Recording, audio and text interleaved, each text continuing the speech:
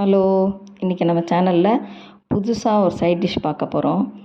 தினம் சாம்பாரே பண்ணி போர் அடிக்கிறவா கேபேஜ் பட்டாணி வச்சு இந்த சைட் டிஷ் பண்ணி பார்க்கலாம்.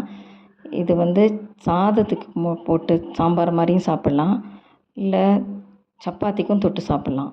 பட்டாணி சீசனாக இருக்கிறதுனால நான் பச்சை பட்டாணி போட்டிருக்கேன், இல்லைன்னா போடாமையும் பண்ணலாம். இதுக்கு தேவையான பொருள் என்னென்னு பார்த்துடலாமா?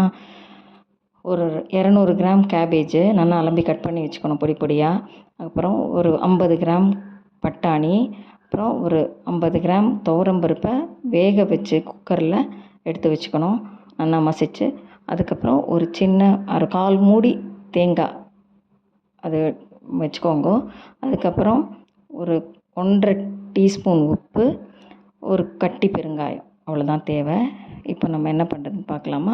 முதல்ல ஒரு பாத்திரத்தை அடுப்பில் வச்சு 2 டம்ளர் ஜலம் விட்டு அதில் இந்த கேபேஜு, சாம்பார் பொடி 1½ டேபிள் ஸ்பூன், அப்புறம் 1½ டீஸ்பூன் உப்பு, பெருங்காயம், அந்த பட்டாணி எல்லாத்தையும் போட்டுடலாம். போட்டு கொஞ்சம் நல்லா வேக வைக்கணும், மூடி வச்சு. அப்பப்போ எடுத்து கலந்து விட்டு நல்லா வெந்திருக்கான்னு பார்த்துக்கணும்.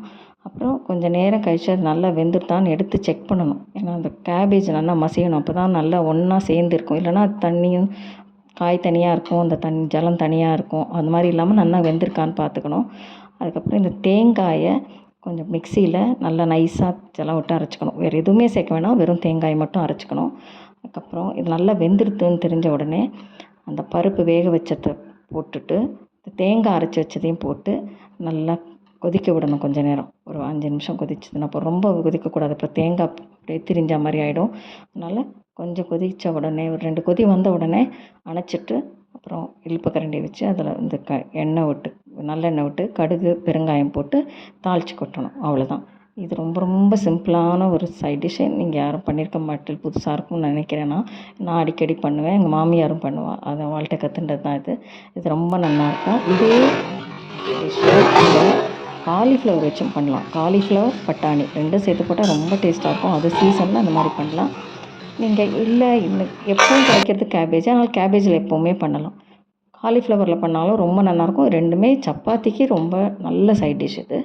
எல்லோரும் பண்ணி பார்த்துட்டு எப்படி இருக்குதுன்னு சொல்லுங்க.